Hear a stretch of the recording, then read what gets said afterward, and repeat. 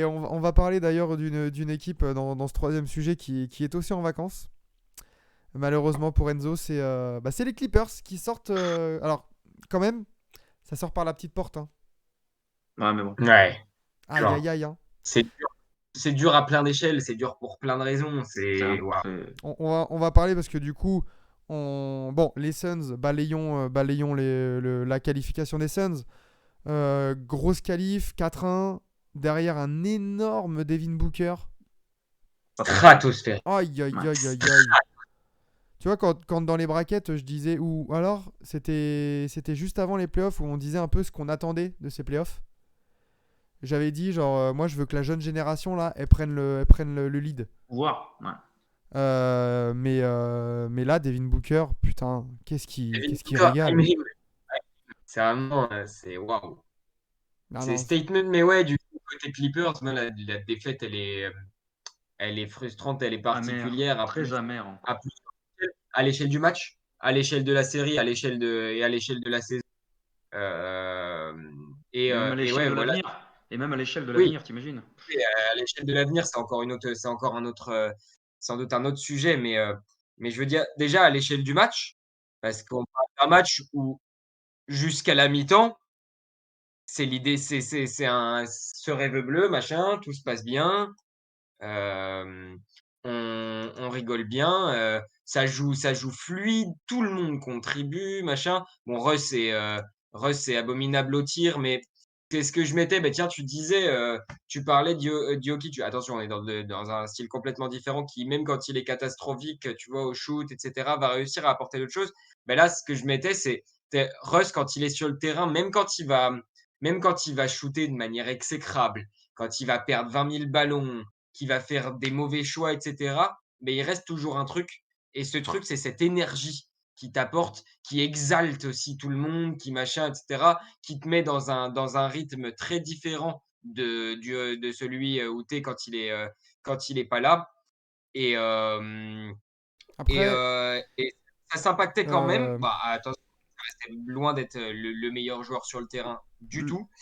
le Mais du truc, coup, ouais, ça fonctionnait. je Et sais pas. puis, il y a ce troisième cas. Ah oui, bah ça, on va en Et puis, il parler. y a Mais tu vois, le truc concernant Russell Westbrook, moi, ce qui me gêne là-dedans, c'est que oui, il y a cette énergie, oui, il y a ce cœur de champion, tu vois, genre c'est un gros battant et tout. Mais ça te met nous au final.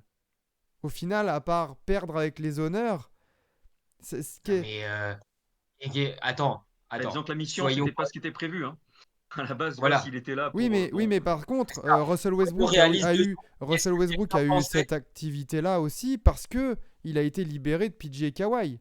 Son utilisation Mais et oui, son contribution auraient été tout autre, tu vois. Mais mais totalement.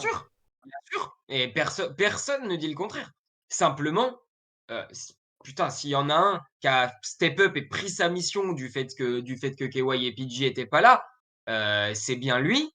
Et surtout, et en fait, surtout le truc, c'est que soyons sérieux 2 minutes, sans les deux osios, euh, qui pensait sérieusement que sans Paul George, sans Kawhi Leonard, avec donc du coup entre guillemets juste Russell Westbrook et ton deuxième meilleur joueur qui est Norman Powell, là sur le truc, tu t'avais une chance contre Chris Paul, Devin Booker, Kevin Durant et DeAndre Ouais, Ayton. mais tu vois, Qui c'est là où je trouve Enzo, t'es pas cohérent dans ce que tu dis parce que quand on parle de Minnesota 4-1 qui a pas du tout posé de problème, au final, c'est le même Et score. ils ont pas posé de problème là non plus. Hein. Bah oui, mais du coup, ils ont pas du tout posé de problème à ces Suns qui ont même un peu joué tranquillou. C'est ce que je dis. Voilà. Mais J'ai pas dit le contraire. Hein. ah oui, J'ai pas voilà, dit le j'avais contraire. compris, j'avais compris que tu disais ça en mode qui Non, l'aurait non. cru, mais ils l'ont fait, Non, tu c'est vois. que simplement, tu me dis, au final, ça va où? Je fais, ben oui, ben ça va exactement là où on s'attendait que ça aille. Exactement. C'est-à-dire que nulle part, parce que c'était pas possible que ça aille quelque part. Enfin, ça dépend, C'était oui. pas. Enfin, au départ, avec KY présent, ça mettait, on se disait, ouais, les Suns vont rouler sur le truc. Et tout compte fait, ça nous a pas donné le même sentiment. Moi, j'avais cette sensation, en tout cas. Au départ, je me suis dit, pas de Paul George, ça va être très compliqué. Et quand j'ai vu ce que KY était en train de produire au premier match, j'ai fait, waouh, si on retrouve un Tout KY de ce pareil. niveau, attention, les Suns vont devoir quand même pas prendre ça à la légère. Bah Et puis, bah, hélas, le problème c'est cette phrase, c'est si on a Kawhi, si on Toujours. a Kawhi à ce niveau-là, et si machin, et C'est un si machin, et au crève-cœur. final, C'est un crève-cœur, tu franchement. vois, et pourtant, bon, Russell Westbrook, tu vois, je le porte pas dans mon cœur comme toi tu l'as dans ton cœur, Enzo, tu vois. Moi, pour moi, c'est un joueur, j'ai un sentiment, voilà, neutre sur lui, J'ai tu une vois. théorie, c'est que tu détestes le basketball, Maxime. Non, Tu détestes, je pense que tu détestes le basketball, Maxime. je pense que si c'est pas non plus le joueur qui te fait tomber amoureux du sport qu'est le basketball, tu vois. Genre, je pense qu'il Ah y ouais? a, il y a des joueurs, il y a des joueurs beaucoup plus beaux à avoir joué que Russell Westbrook, tu vois. Mais ça, c'est un autre débat. Mais voilà, moi, je suis neutre par rapport à lui.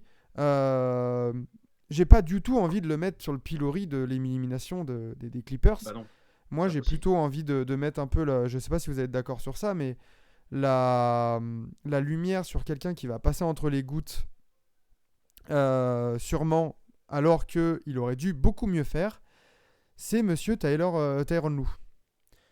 Je suis désolé, mais j'en avais parlé lors de la preview, je crois, hier ou un truc comme ça, mais à quel moment, en début de saison, et malgré les absences, hein, malgré les blessures, euh, à quel moment tu as le roster NBA le plus profond? Tu as des second units, elles sont hyper solides. À quel moment, Tyronn Lue, tu ne proposes pas autre chose dès le Game 3 qu'un Hero Ball Norman Powell Russell Westbrook? À quel moment? C'est pas possible. La contribution des autres. Et tu vois, hier, tu vois la contribution de tout le monde. T'as un Mason Plumlee qui fait plutôt un bon match, un 20-10 en Ouais. sortie de banc. Nico À Batum, 100%. ça rentre ses shoots, 19 points 6 rebonds. Terrence Mann, bon, il a un peu de mal là, lui tu vois, le plafond de verre là, par rapport à Ça ses y est, les débuts. Ouh tatins. là là, attention. Mais ça contribue quand même en sortie de banc. Il y avait des choses à faire malgré les blessures, parce que cette équipe des Suns, elle est impressionnante sur le 5 majeur. Par contre, dans la profondeur de banc, ouh là là, c'est compliqué. C'est le désert, justement, tiens. Voilà. Donc franchement, il y avait quelque chose à faire au lieu de nous proposer cette bouillie de basketball. Et comme tu l'as dit, Enzo, ce troisième quart-temps, il illustre parfaitement ce que n'a pas réussi à faire Tyronn Lue, c'est-à-dire faire jouer son équipe. Et Tyronn Lue, c'est pas un fin tacticien. Moi, encore une fois, je suis pas Non, du ça tout me non. convaincu de Tyronn Lue. Ça reste encore une fois, en tant que coach, encore une fois, c'est un type qui sait gérer des vestiaires et qui sait gérer des égos. C'est uniquement ça. Et au final, ben, quand le mec perd, ces deux gros types qui lui disent: Oh, t'inquiète, c'est nous qui gérons, hein. On aura les tickets shoot et on te montrera comment on fait. Bah, c'est fini. Le mec, il a pas de playbook. Et bon, il n'est pas tout seul, hein, dans cette NBA actuelle. Mais voilà, c'est fini. Et puis, bon, allez, on va dire que je lui trouve une petite circonstance atténuante, c'est que il a eu un banc encore plus profond à partir de la trade deadline. Donc, c'est vrai que c'est il y a un mois et demi, à tout cas 2 mois. Allez, il y a 2 mois à tout casser. Regarde, Mais regarde ce qu'arrivent à faire les Lakers avec leur équipe ah non, post-trade deadline.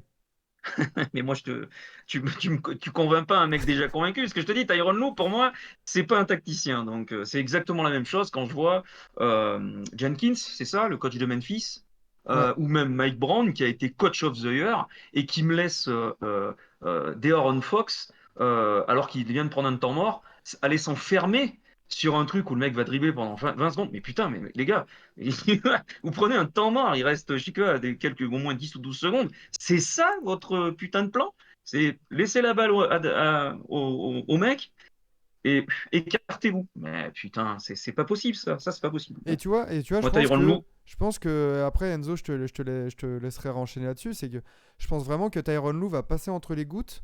Et là, tu vois, oh, c'est sa possible. déclaration d'après-match en mode ah bah quand même un point positif de ces 4 ans de projet, parce que là on parlait de Minnesota année 1, 2, 1 et demie, tout ce qu'on veut. Ou facile. Ça fait 4 ans que les Clippers ils se font fesser au premier tour ou en demi-finale de conf. C'est Ah oui. terrible. Et après, il nous dit quoi? Oh bah, ça va, on n'a pas perdu de série de playoffs quand tout le monde était en forme. C'est quoi ça? Ça, c'est bon, ce déclat. On Ça, c'est dirait magique. le vulgaire entraîneur de Ligue 1. Tu sais, tiens, l'entraîneur du PSG qui vient de se faire fesser en Ligue des Champions qui dit ah, mais oui, bon, on avait lui d'absent. Ah, lui, il était blessé. Mais du coup, c'est pas grave. Non, bah non, non, les gars. Pas quand t'as un groupe comme ça. C'est terrible. Enzo, du coup, tu voulais dire. Ouais, alors, je suis assez d'accord. Je suis assez d'accord au niveau de tout ce que vous avez dit vis-à-vis de Tyronn Lue. Il y a des adaptations à faire qu'il n'a pas fait. il y a notamment, bah, tiens, un truc con, hein, avec tout l'amour que j'ai pour lui, tout ça, etc. Je repense encore une fois à Nico Batum, qui a été inexistant. On va pas se mentir Sur la sur le série. début de la série, enfin, principalement dès le début de la série, en fait, dans la série, et dès le début de la série. Euh, et, euh, et même s'il y a eu une petite réduction, etc., il n'y a jamais eu vraiment une solution trouvée pour remédier à ça. Euh, Il y avait il y Attends, pas a eu, je d'ajustement, te en pose une fait. question, mais qu'est-ce que tu entrevois de rôle un peu plus présent de Nico Batum dans cette équipe? non, je parlais pas de rôle un peu plus présent, je parle juste que, bah, en fait, trouver un rôle un peu plus présent quand le mec est en difficulté, ça se fait quand t'es pas dans l'urgence, etc. Quand t'es dans l'urgence et que ton mec il produit pas et qu'il est pas présent, tu mets un autre mec en fait qui produit et qui est présent. Tu vois. Enfin, c'est-à-dire que d'abord on gère l'urgence, après on trouvera des solutions pour plus avoir le problème. Mais d'abord, faut surtout régler le problème dans l'immédiat pour empêcher de jouer à 4 en fait.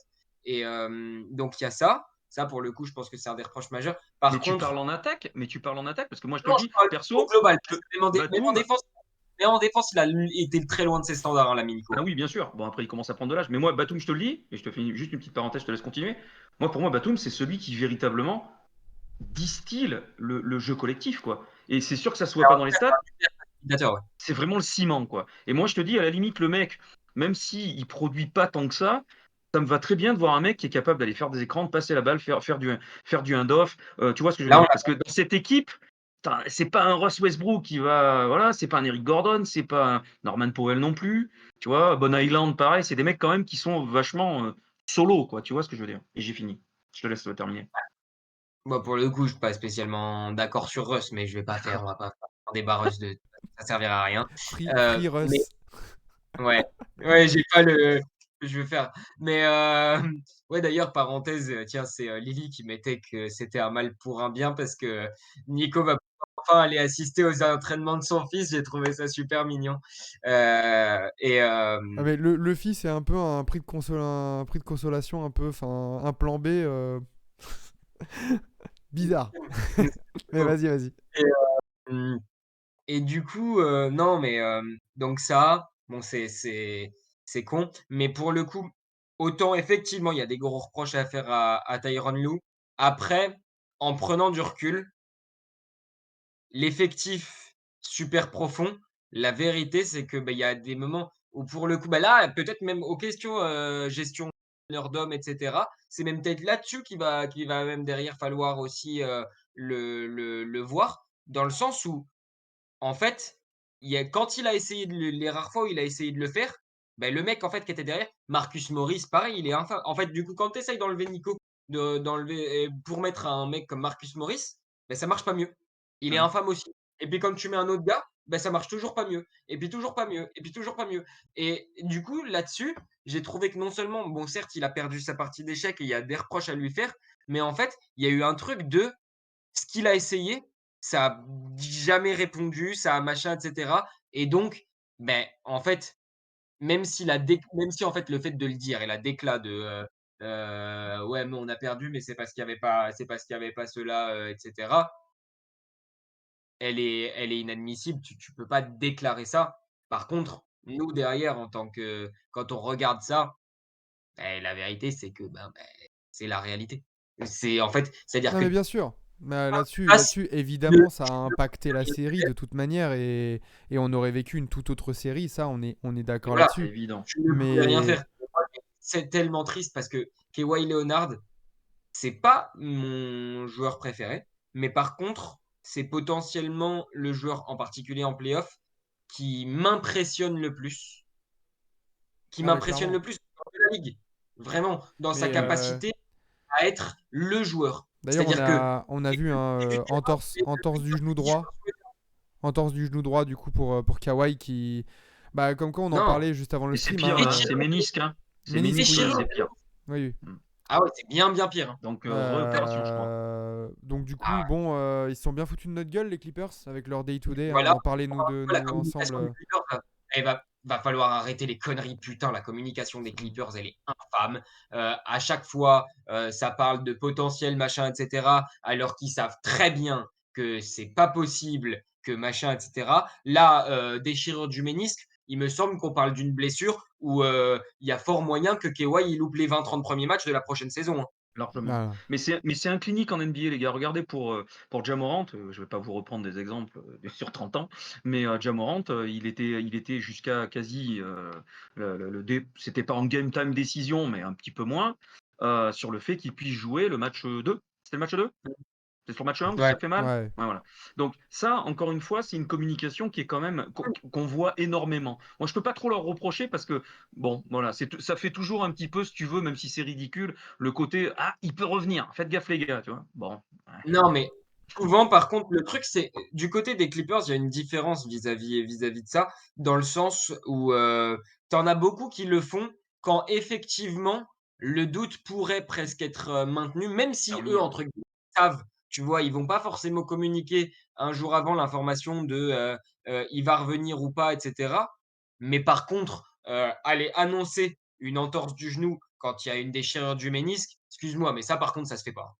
Et Ça, est-ce par que contre, est-ce que non, vous c'est savez si au final cette information est même donnée aux coéquipiers? Parce que peut-être que ça aussi, si tu veux, c'est peut-être sur le fait de se dire, au moins les coéquipiers vont pas dire: «Ah putain les gars, la saison est Bah, finie, de qu'est-ce toute qu'on va façon, se faire chier?» tu vois? ça s'était posé quand en saison, la fin de saison régulière, quand Kawhi était sorti à la mi-temps ou en première mi-temps et qu'il ne reviendrait Exactement. pas en jeu, Mmh. ça a été rapporté que les joueurs C'était n'étaient pas rapporté, au ouais. courant de ce plan de jeu, entre guillemets, tu vois. Donc, ouais, ça m'étonnerait pas que cette incertitude, elle a été aussi donnée aux entretenu, ouais. coéquipiers. À à Ouais, parce court que terme, tu un peu le fonctionner tu et là, comment du coup, sur une série de playoffs, à long terme, ça peut surtout vite casser un vestiaire, en fait, beh, c'est ce genre de ça. truc Parce que tu dis et en Paul fait, George, il y a absent, rien aux gens. Kawhi, le mec revient pas, tu te dis: «Bon, bah, tu Le te prends load une management à gogo Ouais et et puis, machin.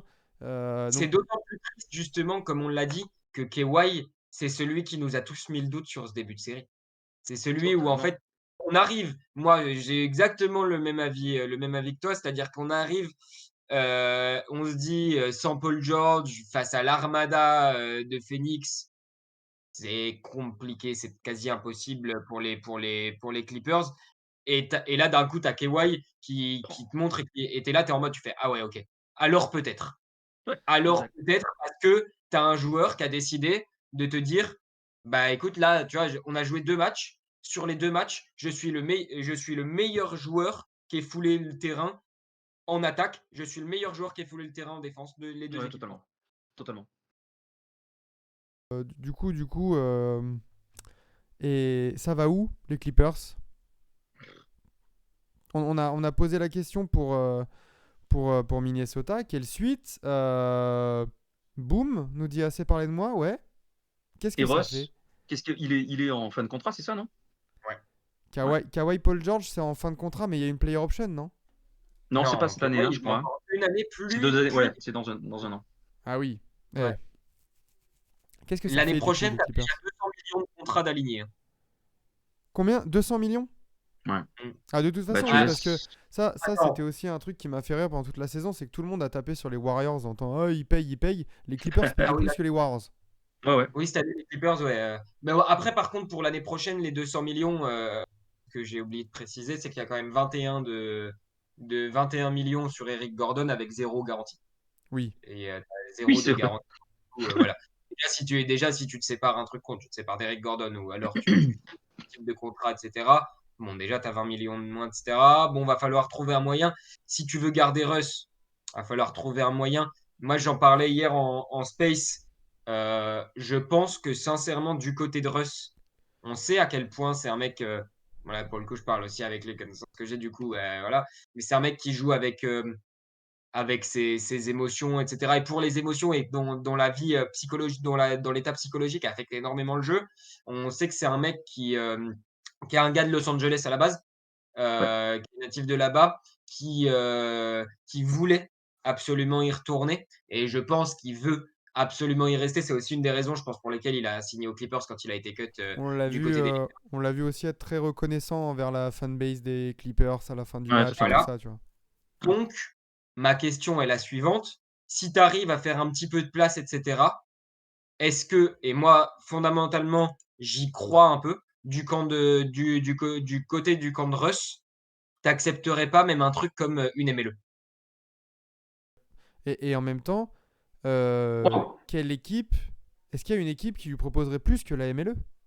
Oui, quand même, T'es sûr? t'abuses. Je pense qu'un 45 sur 3, tu vois, si t'as des gens qui ont donné dans l'état où il était, soit 90 sur 3 à Kyle Lowry, excuse-moi, mais Mais attends, c'est tout autant. tu vas donner la moitié à Russell On a Westbrook. été les premiers à fustiger ce contrat de merde, hein, attention. Hein. Bien sûr,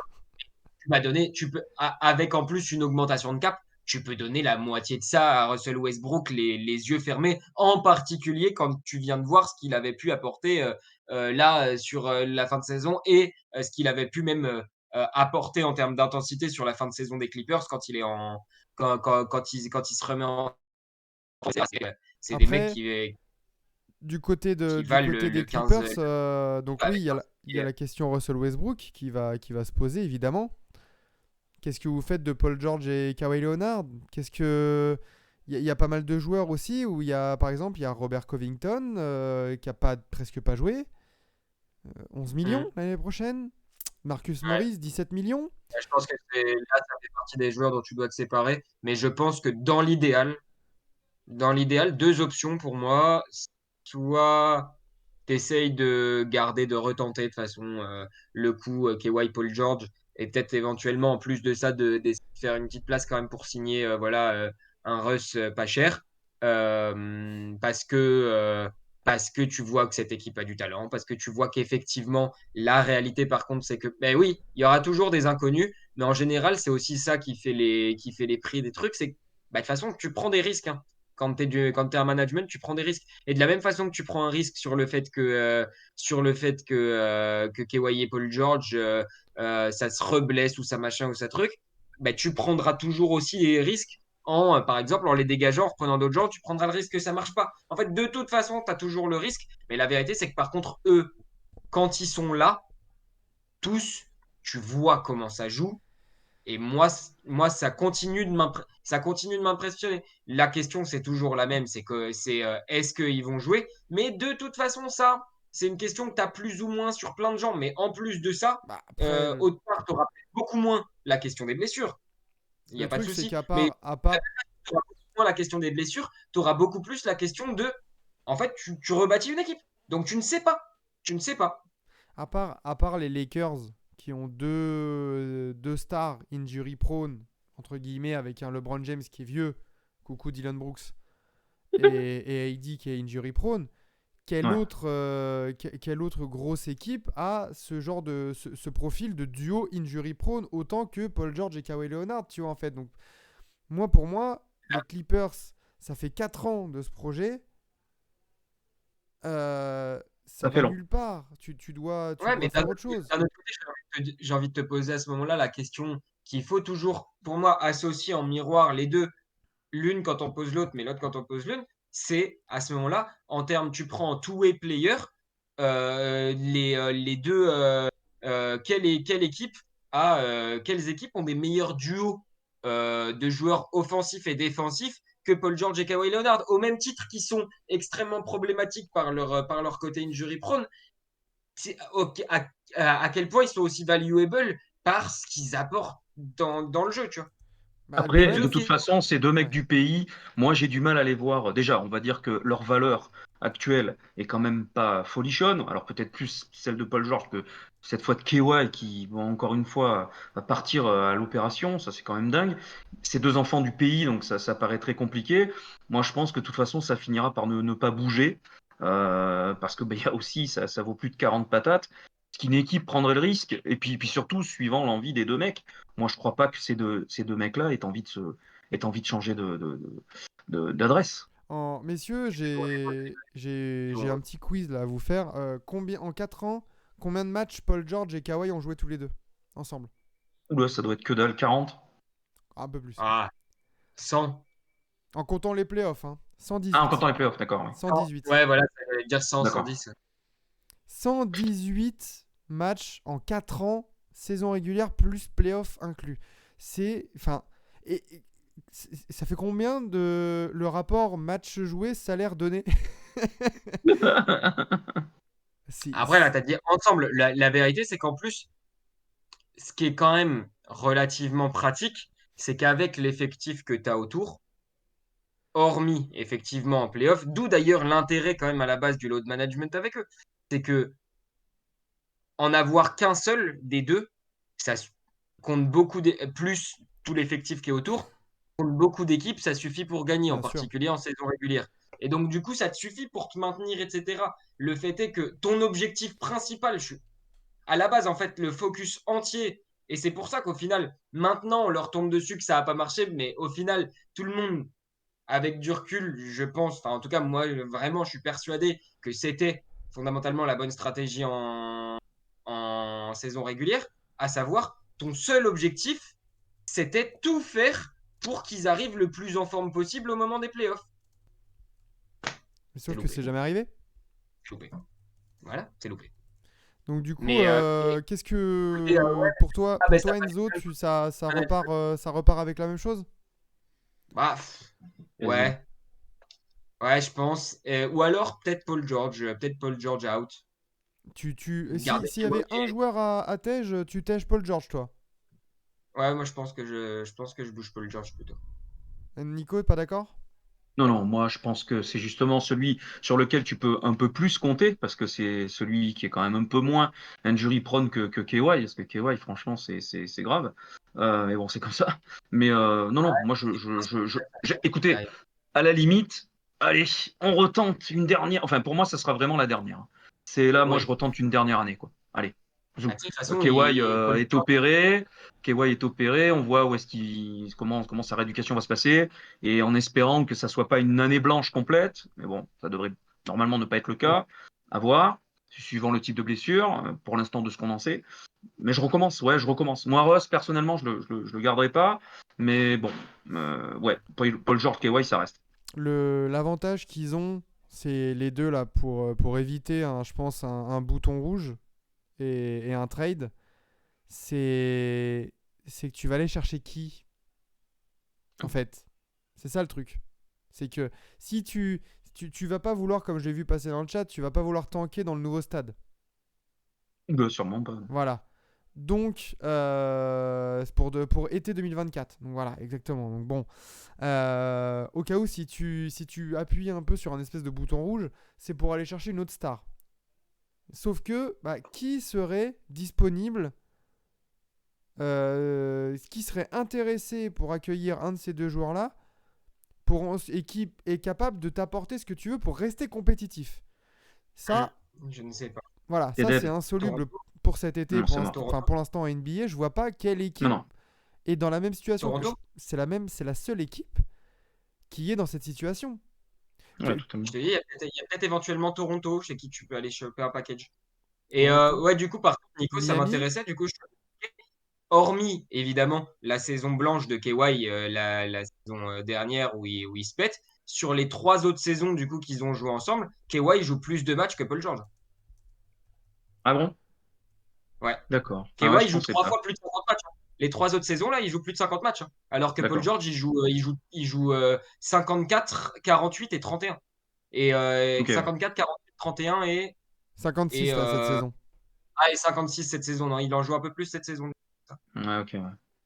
Non, Et mais de la toute saison façon, où le il joue dossier médical, Paul George, est un peu idem. C'est juste que Ouais. j'ai l'impression que même s'il est blessé, j'ai beaucoup plus confiance en Paul George, notamment sur la communication. On en parlait déjà tout à l'heure. C'est que Paul George il se blesse, t'as moins le côté imprévisible qu'a pu avoir Kawhi, notamment aux Spurs avant de partir. ouais, Là, Le sur ses passif. blessures et tout ça, quoi. Si tu veux ouais. vraiment avoir un vestiaire stable et une situation sportive où tu sais où tu vas, je pense que c'est Le compliqué truc, en c'est qu'en fait. fait, quitte à avoir un joueur injury prone, euh, je préfère avoir le joueur qui va vraiment t'apporter le plus quand il est là.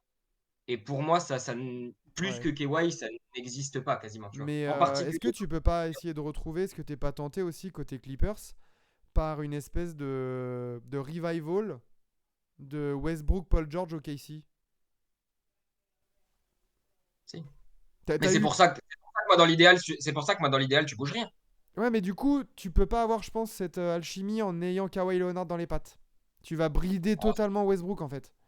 Si, je pense. Si, Ah. je pense que si, parce que Compliqué, d'ailleurs, très compliqué. Moi, je trouve que les mecs, déjà, ont passé, enfin, passé l'âge.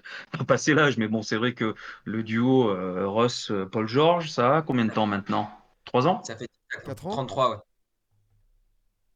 C'est la Donc, fin de la 4e saison là, hein. ouais, c'est plus. Non, c'est plus la même. Moi, comme C'est j'ai Mais dit, il je faut ils reste sont arrivés, Paul George Kawhi. Paul George avait 27 ans et Kawhi avait 28 ans, hein. Eh Ils oui, entraient dans leur prime c'est ça. et au final, le prime de Paul George et le prime de Kawhi Leonard, putain, quel gâchis quoi. Ben, il est déjà passé. C'est-à-dire que tu l'as eu quand il a pris le titre avec les Spurs et le titre avec les Raptors. Et bonne nuit. Ouais, Ouais. c'est un peu compliqué, ouais. Et là, maintenant, t'as Kawhi, il a 31 ans. Paul George, il va en avoir 33. Complexe, hein. Non, mais tu Chaud, laisses hein. une année, puisqu'après, tu as player option chez les deux. Tu laisses l'année Oui, suivante, l'année prochaine, et puis bon, ben après, après, tu pourras peut-être commencer à faire quelque chose. Ouais, le problème, c'est mm. que, ouais, voilà, Mais faudra être un magicien, comme dit assez parlé de moi, parce qu'ils ont pas leur pic du tout jusqu'en 2027. C'est ça. c'est ça. Va falloir intéresser des gens, parce que les gens qui vont le récupérer, ils sont pas cons, hein. Il y a de moins en moins de GM qui sont totalement À la débiles. masse, à l'arrache. Donc va falloir Après, aller chercher les bonnes personnes et être même très très persuasif, si hein. tu prends le bon projet l'année prochaine, et enfin, je veux dire, tu prends machin, tu retentes une année. Il te reste après derrière, il leur reste après, admettons, bon, je pense qu'ils vont prendre leur player option. Ils prennent leur player option. La vérité, c'est que ça handicape quand même nettement moins des GM après derrière de les prendre en trade parce que bah, déjà, en termes de valeur, Oui, tu as en général moins à balancer pour un contrat qui est finissant. Plus, si ça marche pas, bah, le mec est agent libre, tu as, du cap, tu as machin, etc. Plutôt que d'avoir un mec qui va te bouffer 40 millions l'année sur 2, 3, 4 ans. Et donc, du coup, la vérité, c'est que tu peux faire derrière des one and done. Mais, mais je pense que oui, le mieux, c'est de surtout éviter, pour moi, côté Clippers, le panic move, de tout dégager et tout reconstruire, parce que je pense que en fait, c'est le meilleur moyen de tout foutre en l'air. En fait. très bien. Va falloir être attentif aussi aux nouvelles règles du CBA concernant les mid-level exceptions et tout ça pour les gens qui dépassent Ouais, la taxe, parce que les Clippers peuvent être très très qui très pourraient impactés par disparaître. ça. Exactement. Les Warriors aussi, notamment avec Dante DiVincenzo. Oui, mais je pense que les Euh, Warriors, limite, ils ont rempli leurs objectifs, je pense, avec ce roster, oui, tu vois. Totalement. Totalement. C'est que t'es un peu moins dans l'urgence du résultat côté Clippers, quoi. Enfin, côté Warriors, pardon. Ouais. d'un autre côté, oui, parce que les Warriors ont déjà validé des résultats avant. C'est ça. Mais en soi, par contre, si tu regardes dans l'absolu, Ah oui. les Warriors, vu qu'on arrive sur des fins de. Voilà. euh, Et c'est aussi ça pour va, ça ça va être. qu'ils ont viré Wiseman à la trade deadline pour des pics, hein. C'est dans l'optique au cas où d'une prolongation de contrat, parce que c'était un pick 2. Mhm. Mais bon, ça, après, c'est Et du Draymond. Mais business. ouais, Et Clippers, Draymond. ça va Et être. Draymond qui est en fin de contrat aussi. Draymond, Clay, tout Si tu ça, veux le donc re-signer. ça va se renégocier. Mais voilà, pour les Clippers qui sortent par la petite porte, encore une fois, malheureusement, j'ai envie de dire. Totalement. C'est le projet, le bateau, justement, ne vogue pas à vue. Et on va être attentif à ce qu'ils vont faire cet été. Ça va être intéressant.